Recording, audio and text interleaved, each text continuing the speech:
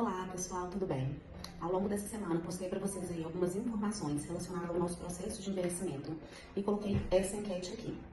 Prometi vir aqui contar para vocês o que hoje nós temos na estética regenerativa para lançar mão para que a gente possa prevenir, para que a gente possa retardar e tratar esse processo que acontece de envelhecimento, tá?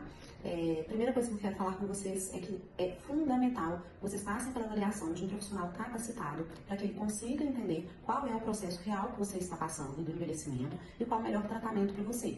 Porque o processo de envelhecimento é único, cada organismo é um, e ele depende de vários fatores internos, como a questão da genética, ingesta de água, de alimentos que são consumidos ao longo da vida, como fatores externos, a exposição ao sol, poluição, quanto a pessoa cuidou dessa pele ao longo da vida, isso tudo são coisas que vão alterar o processo de envelhecimento de cada pessoa.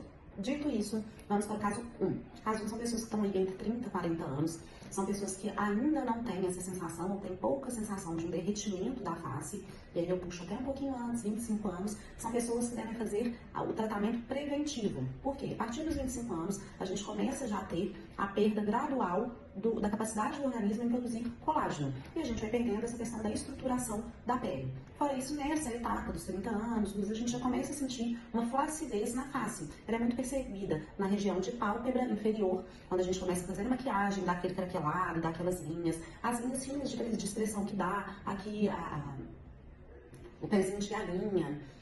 Então, seriam tratamentos preventivos. Para as linhas de expressão, a gente vai lançar mão do botox preventivo, ou já para poder minimizar essas linhas, que ele vai vir atuando na musculatura, para que a gente diminua a tensão muscular daquele músculo que já trabalhou aí por muito tempo, então já está tão tenso que está gerando essas linhas. A gente pode lançar mão para a questão da hidratação, de procedimentos como microagulhamento, como a indução de alguns ativos, como o conhecido como Skin Buster, que são vários ativos com fator de crescimento, várias vitaminas que vão atuar nessa hidratação da pele, inclusive o próprio ácido hialurônico, porém uma outra formulação que ele não reticulado, que ele não vai preencher, ele vem realmente para hidratar essa face, tá certo? Então nessa idade a gente pensa em tratamentos que sejam preventivos, e aí a gente tem os exomos, que são tratamentos novos, e o PDRN, são tratamentos muito bacanas que vão agir nas moléculas do nosso organismo, retardando este envelhecimento, tá certo?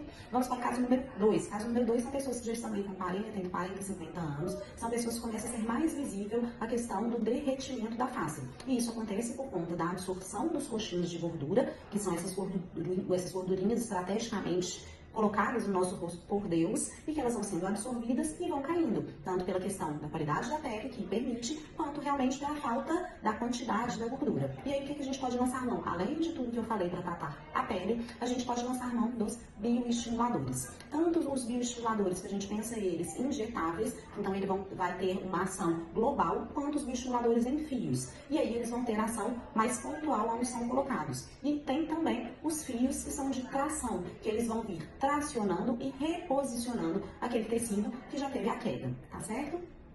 Falando do último caso, que é o caso 3, são pessoas aí 50 mais, 60 mais, são pessoas que, além de todo esse processo que eu coloquei aqui antes, elas têm também a perda óssea, e principalmente na parte aqui ao redor dos olhos, na região de mandíbula, isso vai perdendo o contorno. Então, atrelado a todo esse processo que já gera uma queda da face enquanto camada, a gente ainda tem uma queda relacionada à parte óssea.